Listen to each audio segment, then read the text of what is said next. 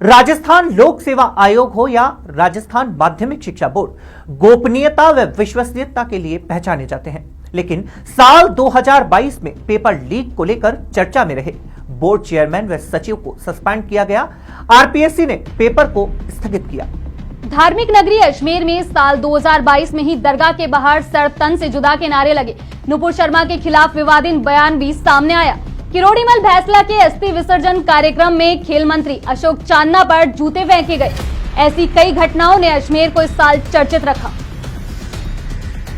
वर्ष 2022 में राजस्थान माध्यमिक शिक्षा बोर्ड की शाखा और छवि को कलंकित कर दिया गया। रीट परीक्षा निरस्त होने से बोर्ड को जहां करोड़ों का नुकसान हुआ, वहीं सरकार की छवि भी धूमिल हुई। परीक्षा में बैठे लाखों अभ्यर्थियों की मेहनत पर पानी फिर गया। अभ्यर्थी और उनके अभिभावकों को मानसिक तनाव तक झेलना पड़ा। बोर्ड के इतिहास में पहली बार किसी चेयरमैन को राज्य सरकार ने बर्खास्त किया।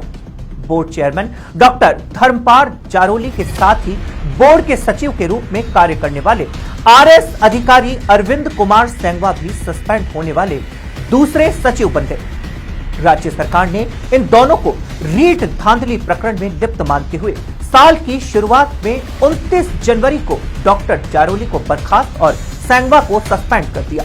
17 जून 2022 को अजमेर की विश्व प्रसिद्ध दरगाह के बाहर भीड़ के सामने खादिम गौहर चिश्ती सहित अन्य लोगों के द्वारा भड़काऊ भाषण और नारेबाजी की गई। इस भड़काऊ भाषण के बाद धार्मिक नगरी अजमेर करीब 1 महीने तक देश में चर्चा का विषय बनी रही। पुलिस की ओर से 4 आरोपियों को जल्द गिरफ्तार भी कर लिया गया था, लेकिन मुख्य आरोपी खादिम गौहर चिश्ती अजमेर से फरार हो गया।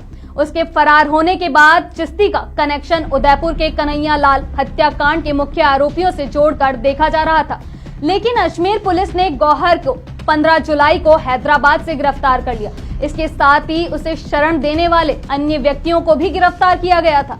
पूछताछ के बाद सामने आया कि गौहर का उदयपुर के कन्हैया लाल हत्याकांड के आरोपियों से कोई कनेक्शन नहीं है।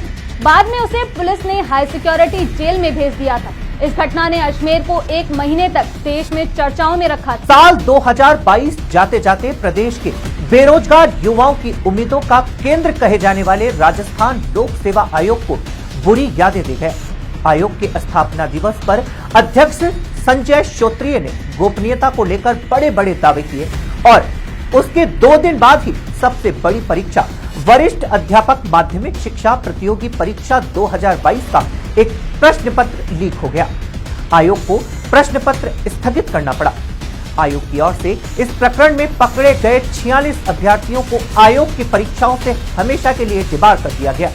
इसके बाद ही पेपर लीक मामले की विपक्ष पार्टी की ओर से आयोग और सरकार पर कड़े सवाल खड़े कर दिए। वहीं आरएस 2021 और एएसआई 2021 के साक्षात्कार भी 1 साल तक नहीं हो सके। विश्व प्रसिद्ध पुष्कर में 19 सितंबर 2022 को गुर्जर नेता कर्नल किरोड़ीमल सिंह भैसला के अस्थि विसर्जन का कार्यक्रम रखा गया था। पुष्कर के मेला ग्राउंड में सभा आयोजित की गई।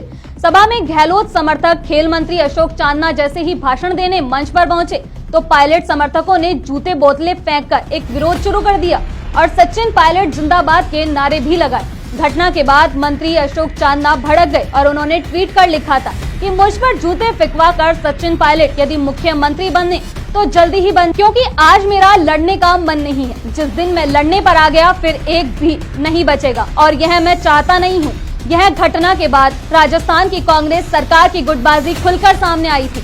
वहीं पुलिस की ओर से मामले में मुकदमा दर्ज कर कई गिरफ्तारियां भी की गई थी। डीएनएन इंडिया की ओर से सभी दर्शकों को नववर्ष की हार्दिक शुभकामनाएं। नववर्ष आप सभी के जीवन में ढेर सारी खुशियां लेकर आए। डीएनएन इंडिया इसी बात की कामना करता है।